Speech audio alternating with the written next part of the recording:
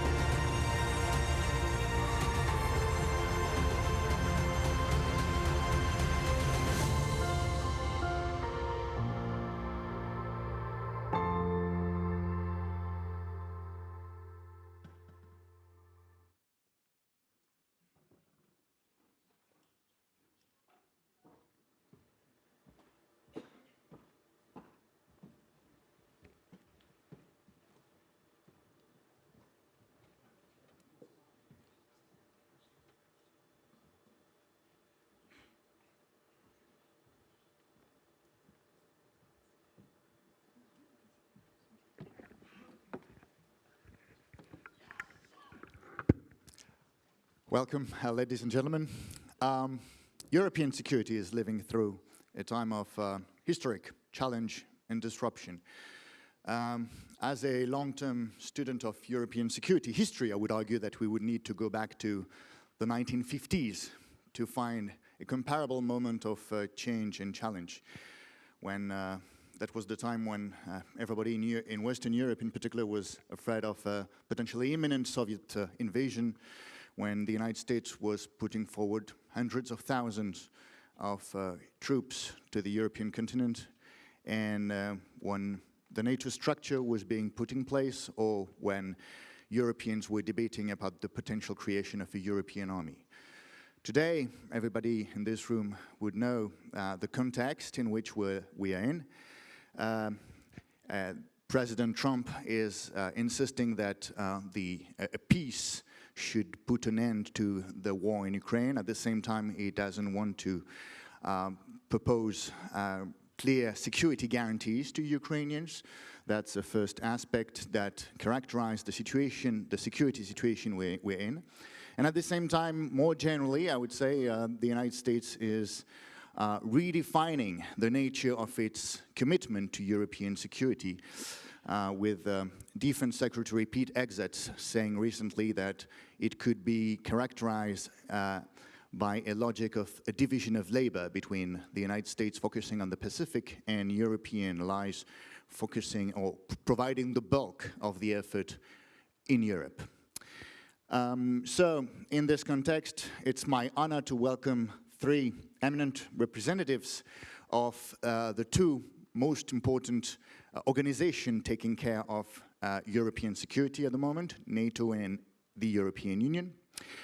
Commissioner KUBILIUS Andrius, you are the first ever Commissioner for Defense in the history of the European Union, so your job title in itself is a part of the European Union history. Previously, you were also twice Prime Minister of Lithuania, so welcome. Admiral Dragone, you are the chair of the Military Committee of NATO, and also previously you were in Italy Chief of Defense, so welcome. And Admiral VANDIER, you are Supreme Allied Command Transformation for NATO, and previously in France, you were, among other many important functions, also Chief of Staff of the French Navy. Welcome. So first of all, what we'll do is that I will ask you to do perhaps a very short introductory remark about your vision of this particular moment we're in, because many people in this room would be interested in your general view. And then after this short introduction in which each one of you will have the opportunity to make his own introductory remark, I will ask some specific questions, and we also open the floor to the audience to organize a broader debate. So I will start with you, Commissioner KUBILIUS, for your introduction. Thank you very much. Well, thanks a lot, and good afternoon to everybody. Really a pleasure and honor to be participating in this conference exactly one day after the first 100 days of our commission, we were celebrating yesterday. And I would say that those first 100 days were very much related with defense issues. And not because, what a good commissioner is appointed, but, but because really things which are, going around are very much demanding from EU to be much stronger in our, defense issues. And here I would start from why it's happening. It's very clear. We are facing really very deep and visible security crisis, defense crisis, we can call it. And I would remind always in such cases Jean Monnet, what he was saying back in 1957 when the Rome Treaty was signed and the European Community was established. And he predicted in a very clear way that European Community will be developed during the crisis, and what will be created during the crisis, that will be community.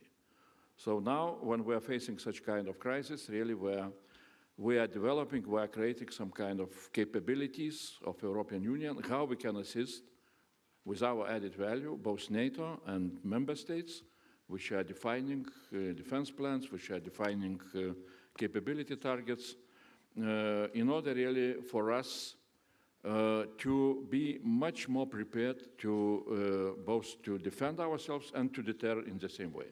Of course, what we are facing, the challenge is obvious. It's Russian war, Russian aggressive war in Ukraine. And we are taking very seriously all the intelligence services, German one, Danish one, perhaps also French one, I don't remember exactly, but all of them are speaking very clearly. Russia can be ready to test the European Union or NATO member states with new aggression before 2030. And then we know both from President Niinistö report and from our exchanges with NATO experts that gaps in our capabilities are really quite high. That is what NATO now is reviewing. NATO will come with capability targets, as I understand, for NATO summit.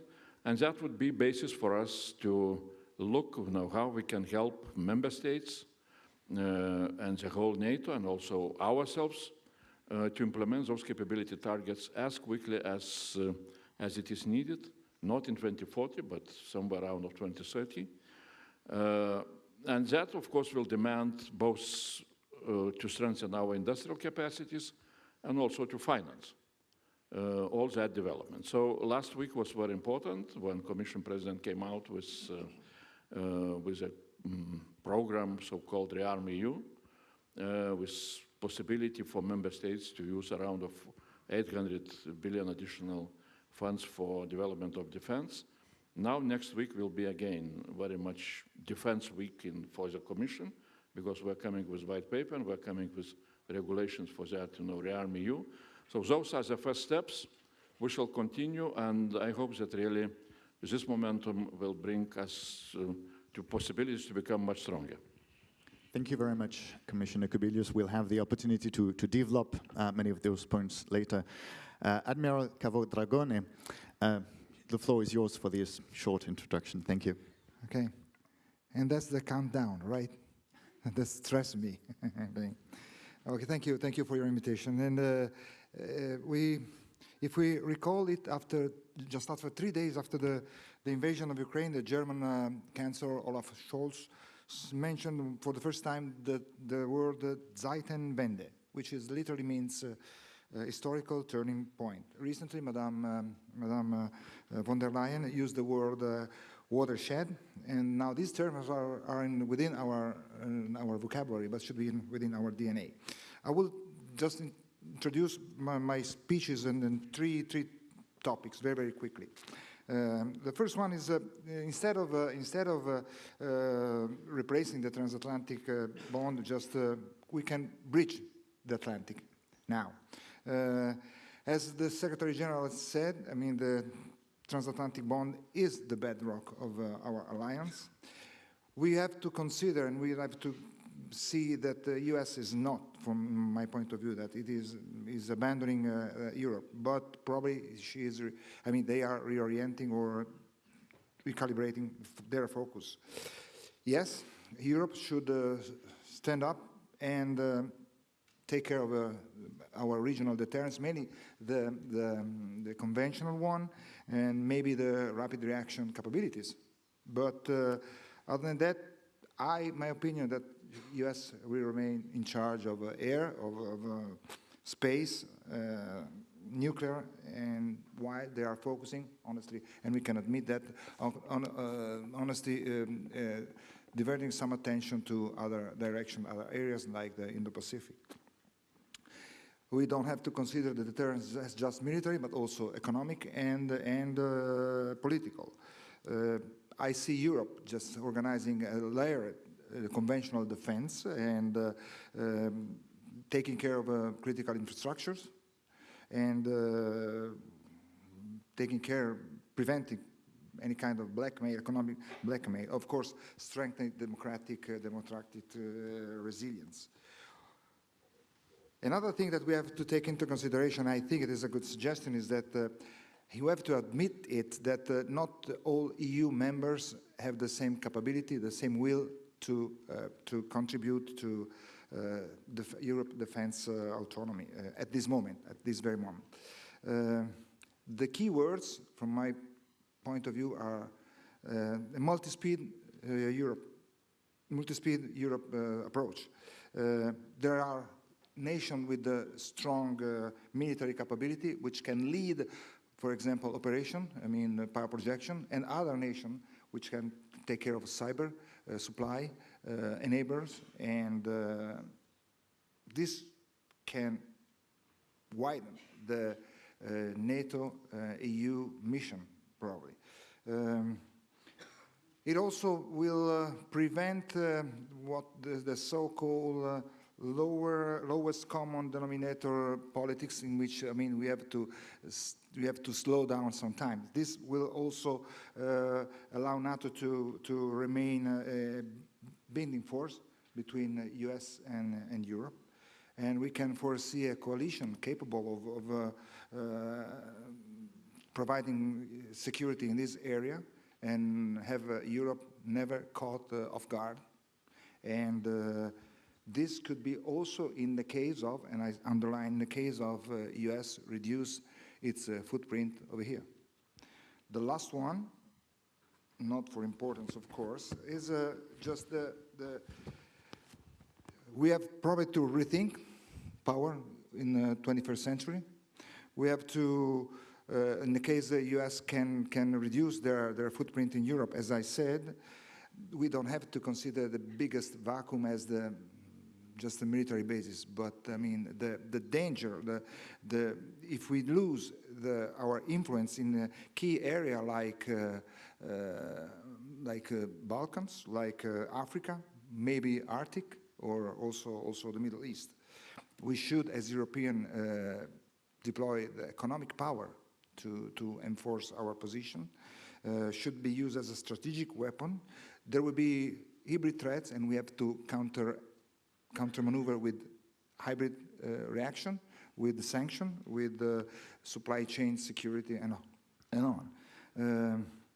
I should consider to increase our cooperation with Japan, South Korea, India, Australia.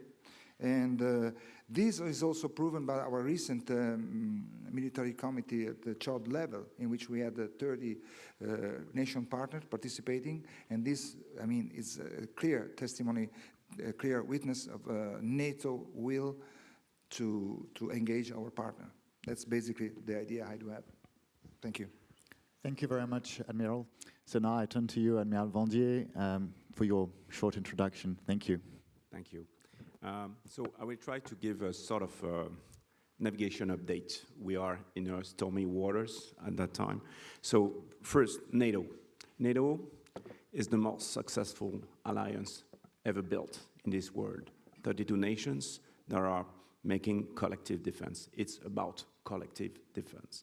This is something very important. NATO has no army. It's 32 armies. And so what we are discussing today is about the 32 armies of NATO. And so most of the tasks are not NATO ones, it's nations ones. And so I will explain you how that works. So we have two military commands. We have ACO, with Secure, which is fight tonight. And we have ACT, which is fight tomorrow and fight next week. We are given a mission in NATO, which is from foresight to warfight. So we look ahead.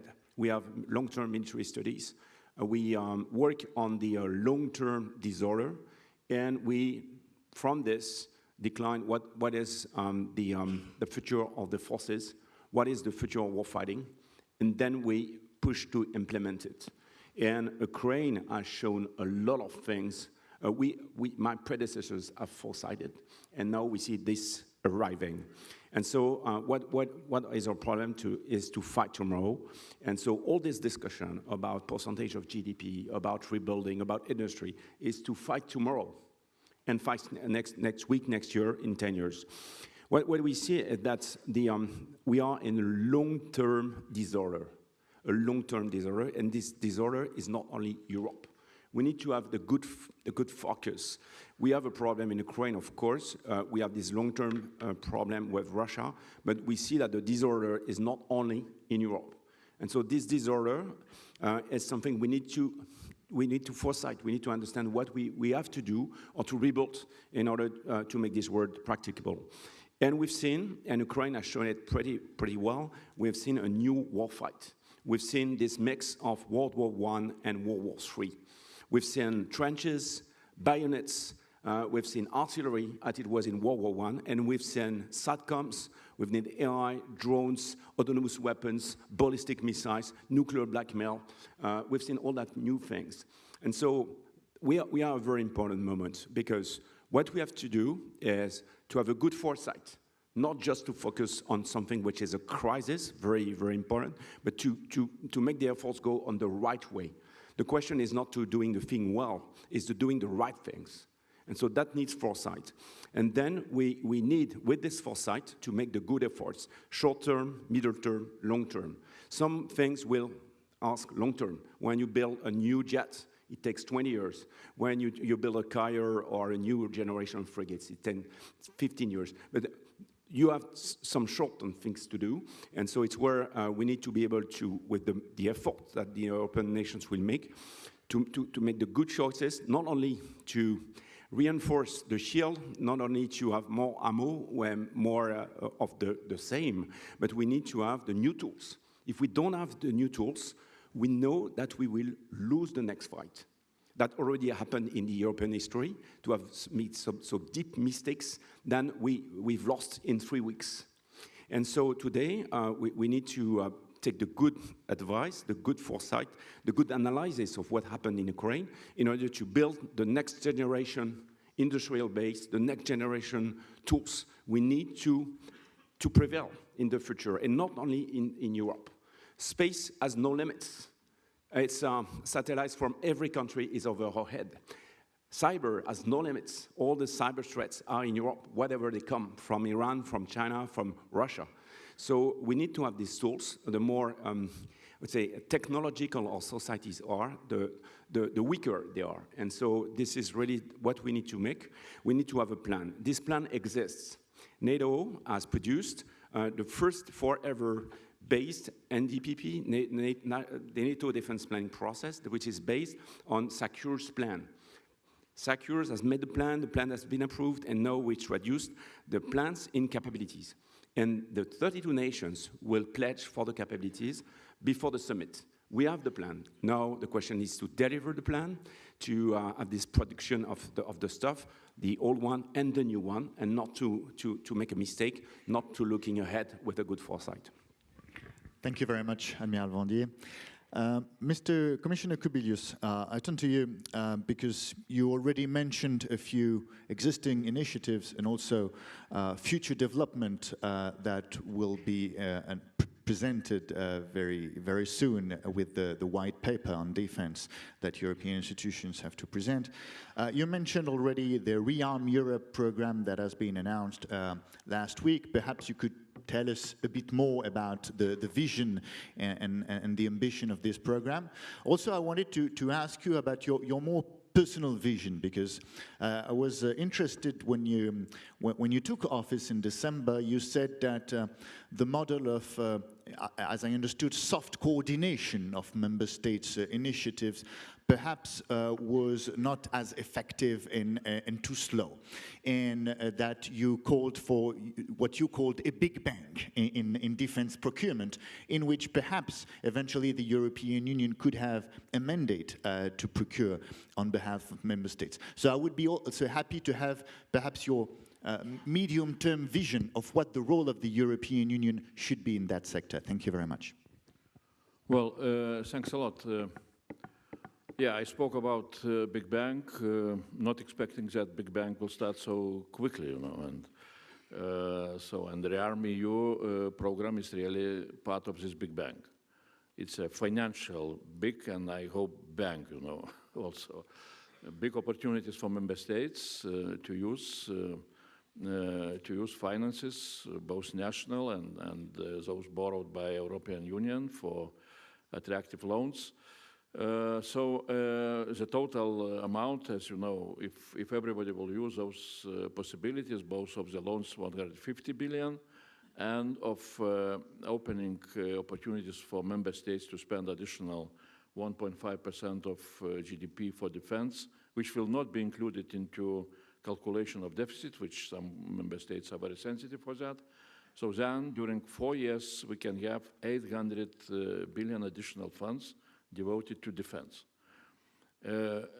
If to calculate from another angle, you know, we can calculate how much of money then European Union will spend in general for defense. So because we need to not to forget that now member states are spending around of 2%, 1.9. So if we are adding everything, so we shall have that around of 600 billion for defense will be spent annually, and 2.4 trillion will be spent for defense during the next 4 years.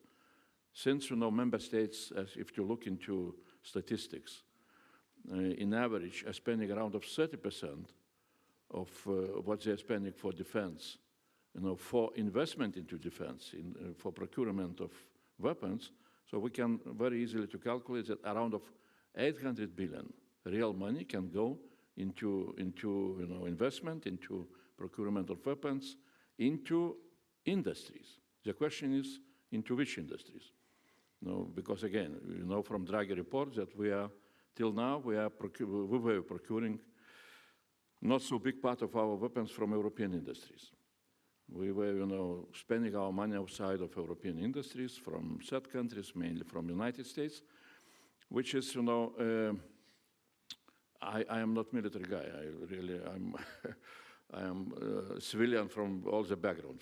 I came into politics from physics. So, but I'm always saying that, in my view, when we're talking about defense industry, we need to understand that defense industry is not just another industry, like automotive or chemical industry. From my point of view, defense industry is one of the very important defense resources. Because if really we shall face real aggression, real war, then for us it would be very important to have on European soil, not far away from possible conflict in our zone, our industry able to maintain, to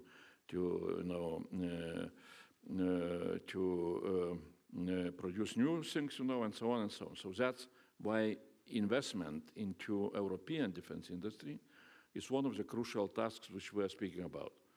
To invest more, to invest better, and to invest, European. More we understand, European also we understand. What does it mean better? We see, again, from Draghi report, it's very clear what are the problems with our defense industry. The problems are that defense industry is very much fragmented. There is no single market. That creates problems for defense industry to use all the opportunities of big single market. So that is why defense industry in some way is losing in competitiveness. What to do, how to convince member states, to spend not as they were spending till now, when they were spending usually for their own defense industry, to procure only from their own defense industry, how to overcome this fragmentation. That is where European Union with its own programs, Commission with programs, like DIRPA, like ASAP, like now EDIP, which is discussed in the Parliament, which would allow us to incentivize member states to go for joint procurement. That is one of the instruments where we can have some kind of system of soft power of incentivizing a different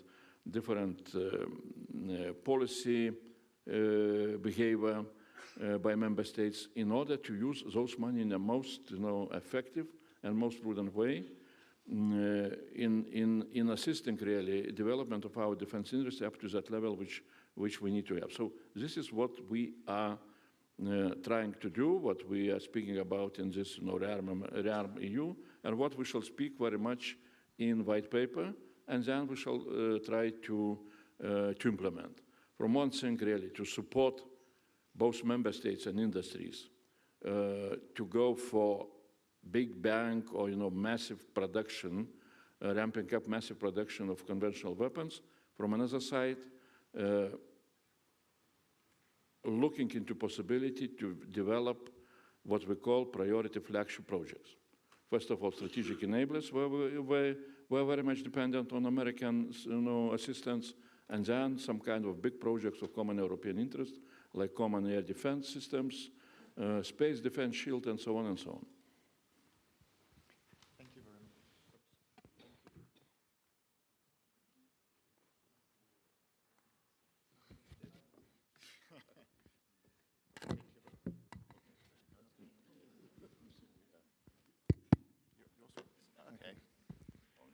That's the one. Okay. Thank you very much, Commissioner KUBILIUS. And I also have a question for you, Admiral Dragone. You already discussed the transatlantic relationship, and you said that the United States was not really leaving, but that perhaps a new balance in terms of the contribution could be fine.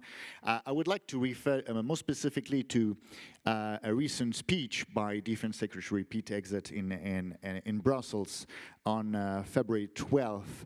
He said, our relationship will prioritize empowering Europe to own responsibility for its own security.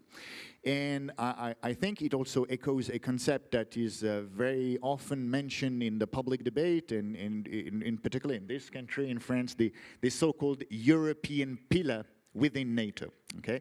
And I think it can be also interesting to ask ourselves, what does it mean for NATO? Is it possible for NATO to consider something like this? Is it possible to envisage a more European or Europeanized NATO? Should this affect the way NATO thinks about its plan, integrating the possibility that it could not rely on US contributions in the future as much as it could in the past? So I would be happy to have your comment on this specific concept, and also perhaps the Pete Hegseth's speech. Thank you very much, Admiral. We share a microphone. The answer are yes, yes, yes, okay, on your question. But let me go through to a little bit more in detail. At the very beginning, we should admit and we should recognize the challenge we face. And of course, NATO realized, right after the Ukraine invasion, NATO realized that probably the European allies need to change their posture. European Union have done a lot of initiative, they discuss even more, but a lot more must be done. Just to mention.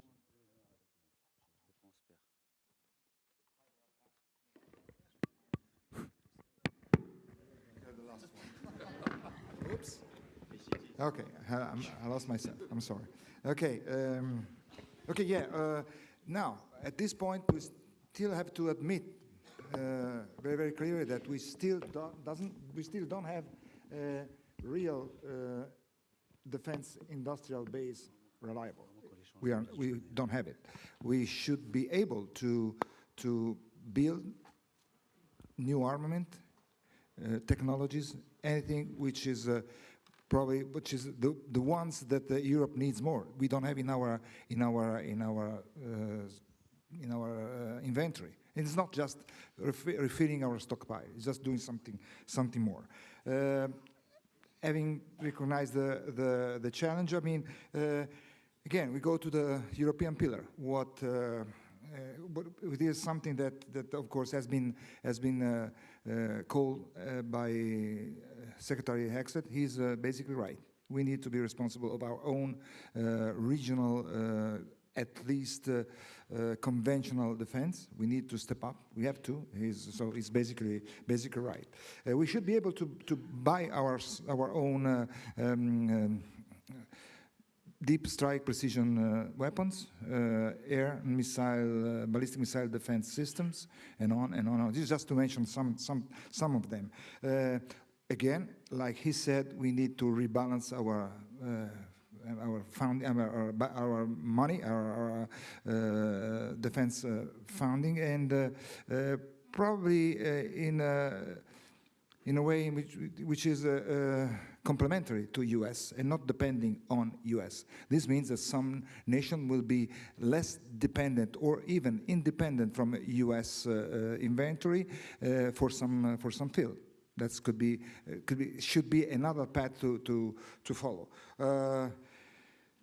Then we go to what is the direction of our threat. We decide that what is the threat, and we realize that the threat now comes from the east, and this means that we have to anyway to react on a wider angle, from my point of view. Okay, we have to consider the Atlantic Ocean and the Arctic, and so NATO Norfolk Command must be reinforced.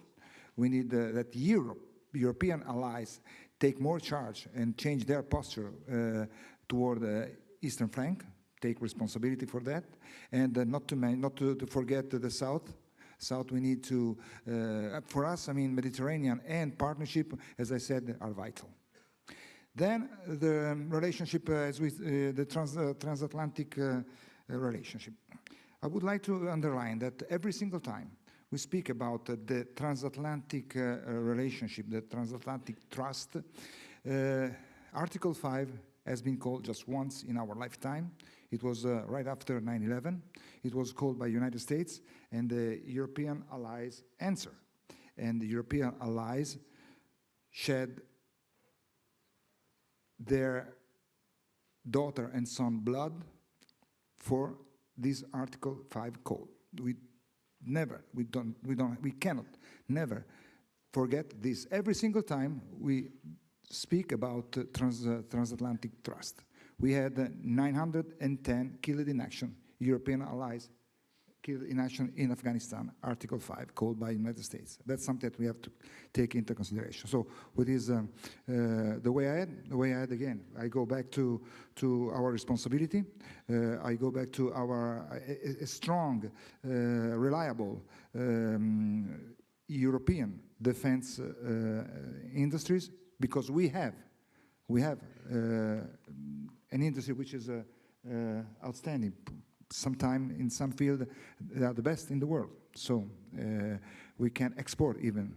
And that's something that we need to strive. It is no more time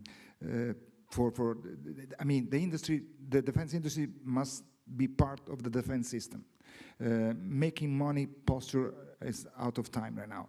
If up to now our industry were accustomed and were requesting for a return of investment within 3 years, now they have to change mentality and switch to a return of investment of 10 years, because we need appropriate weapons, appropriate system, in time, cheap.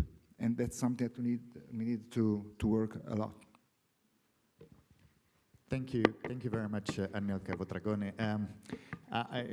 The EU-NATO discussion is sometimes a bit difficult, so I'll take the opportunity of this gathering of eminent representatives from both organizations to talk a little bit about the coordination. And Amiral VANDIER, I noted that Commissioner KUBILIUS, who is here with us, said also in December that according to him, the European Union efforts should, I quote, assist member states in developing defense capabilities for the implementation of NATO defense plans. So that's a clear objective of directly supporting NATO capabilities.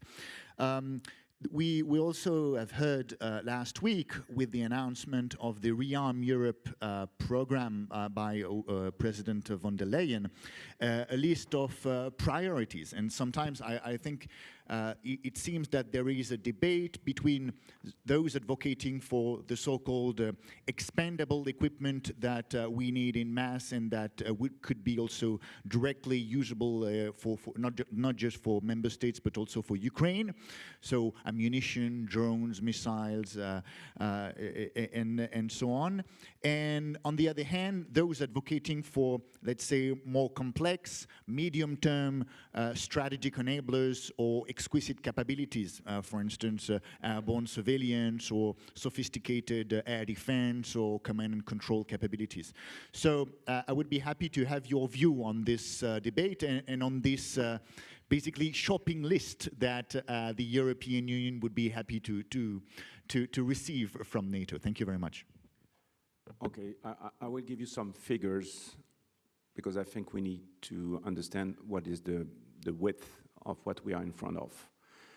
Rob Bauer, which is Admiral's predecessor, made an interview in the EFT just before leaving his job, and he gave the figure of 8.6 trillions. So 8.6 trillions is the amount of defense expenditures disinvests since 30 years. 8,600 billions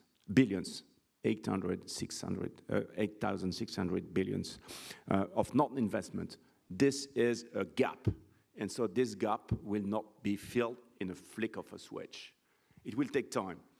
Or we lack time. We lack time, so we need to prioritize and to be very pragmatic. It will be it won't be a magic replacement, even for the US, because you have a reality, which is the industry, the ability to produce, and these tools, these production tools, have not been designed to face such a demand.